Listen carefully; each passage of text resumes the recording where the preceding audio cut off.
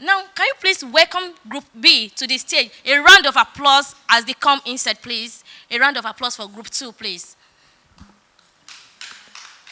Hello viewers, I am Adoga Margaret, popularly known as Ari in the house, right on Celebrity Quest reality TV show.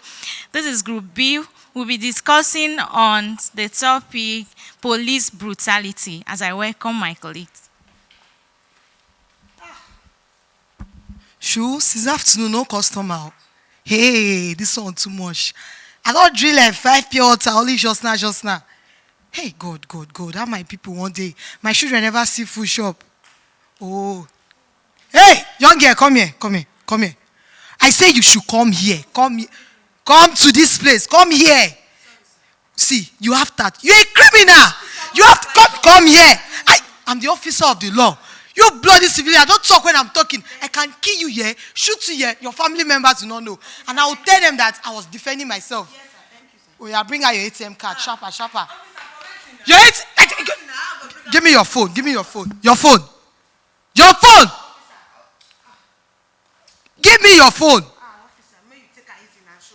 Your ATM card, I have my POS. Bring your ATM card. I have my POS. Give me your phone. Give me your bag. Wow, the effects of police brutality in our country, Nigeria, cannot be overemphasized, but I will let us know what police brutality is all about. Police brutality is actually an excessive force or assault on Nigerian citizens, resulting to loss of lives and properties. I'll be taking us a little on the history of police brutality in Nigeria. According to history, the founding of Special Anti-Robbery Squad in 1992 was the beginning and the origin of police brutality in Nigeria, leaving behind a culture of violence and corruption to the extent of taking the lives of over 20 Nigerian youths during the NSAS protest at the Lekki Tollgate of Lagos, Nigeria in October 2020. More so, I would also like to talk about the various reasons and causes of police brutality in Nigeria today. First of all, I'll talk on inadequate institutional training of police forces. If police are well trained and educated on how to do their work and carry out their duties, there won't be assaults and harassment on Nigerian citizens, leading to loss of lives and property.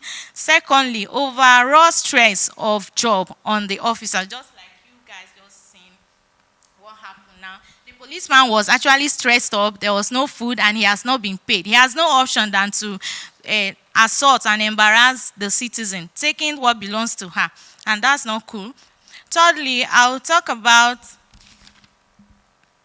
lack of accountability and prosecution by the police force. Most times when officers indulge in this dubious behavior, they are not cautioned, they are not prosecuted to give them or correct them, so they don't continue in this brutal attitude. But then there is no prosecution. Fourth, I'll talk of extortion by the controversial police force, just like you guys just seen. The policeman collected what belongs to the citizen, saying that even if he kills the citizen, the innocent person here, the family cannot do anything because he would defend himself. And that's not cool. Listen more as one of my colleagues come on stage to continue. I say, give me your pin. Give me your pin.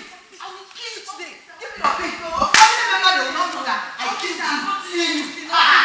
Many of you inside the prison are the family members. Don't even know your man. I will kill you. None of your family members will see your corpse. I am officer of the law. I will shoot you. Don't move. I will shoot you. Yeah, as you see the picture, which and extorting a phone. Over the years and a couple of months, Nigerians are faced or rocked by what we call known as a protest, and was led by the first group known as the Special Unit of Anti-Robbery Squad, SAS. It is one that is reckoned with over the years, and so many people lost their life. Over 20 people lost their life. It is on this premise that I will want to dive into the damages of police brutality. police brutality has brought so many havoc in our society and our world at large, and which we will see in the world today, what happened at Lekki Toll Gate on the 20th of October 2020. The event which took place and took many lives and also casualties. About 20 were recorded, but also buildings were destroyed, demoralized. Also, people could not go out because some roads were actually restricted, and so many lives were lost. Some people committed suicide because they lost their loved ones, and of a few, many others lost their job as a result of this police brutality. It is one that we ought to observe. It is one that we ought to show respect to, because we know we are part of weaknesses of this crime. I can testify that I was part of the protest that happened on 11th of October 2020, which eventually took place at the massacre which took place on the 20th of October 2020. And I also want you to know that it is believed that this police brutality is one that is old as man. It has happened long before now, and it's still been happening. And the government have shut their ears, have shut their mouths to listen to the cry of the youths. And the youths are suffering grievously with no job, nothing attached to their name. And also we could remember the loss of life of Tina Azikwe, a 16-year-old girl who died as a result of police brutality. She was shot by a stray bullet from a policeman trying to take a bribe from a commercial bus driver. We could also remember of what happened that resulted to the protest of two people who were attacked by SARS people in the hotel. One was shot, which the video went viral, that resulted to the police brutality and say no to all forms of extortion and harassment. It is this that have brought against we the youth to stand for our rights, to fight for our rights, and which we demand for the human active to take place to help us as part of the solution to actually curb this police brutality. And it's all for this need that we need to understand that somebody that has tattoo does not mean that the person is a thief. Someone that has a dread hair does not mean the person is a bad person. Someone that has that dress looking good and looking nice does not mean the person is a thief, or driving an expensive car does not determine the person is a bad person, because looking good is a good business. And if you want to get a client, you always have to look good. Also, we also remember that it is on this note that most people are afraid to go out at midnight. They are scared because they believe that they will be attacked by the police people. It is also that you can also remember that at every time we travel outside the states, we also always encounter police at checkpoints trying to take bribe from commercial drivers and all those private drivers.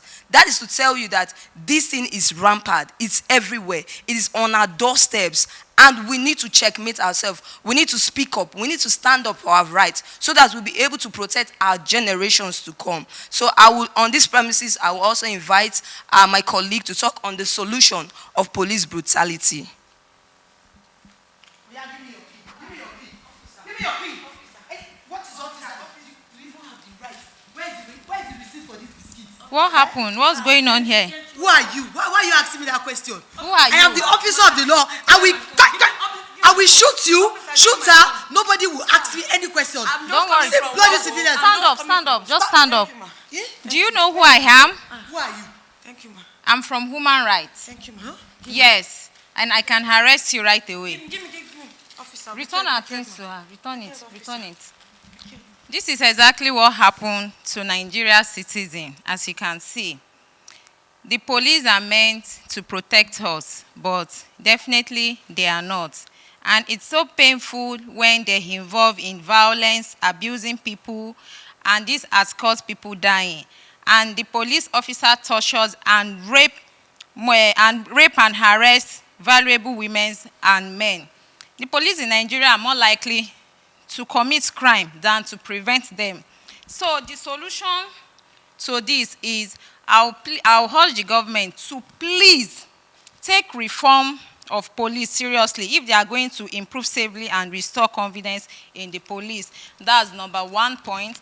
And number 2 point, the government needs to ensure that the Nigeria police force is free from presidential and political interferences.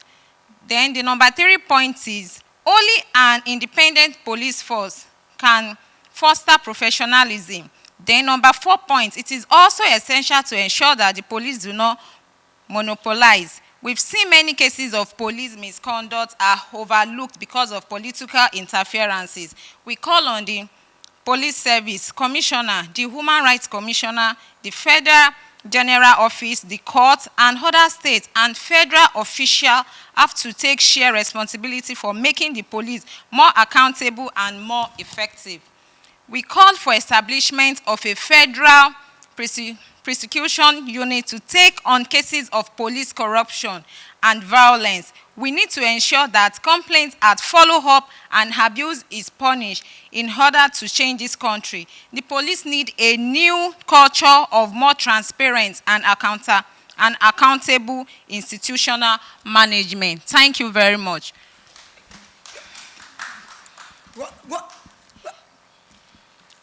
Thank you very much.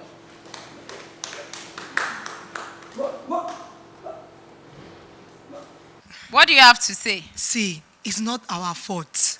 It is not our fault. The government has to come and check on us.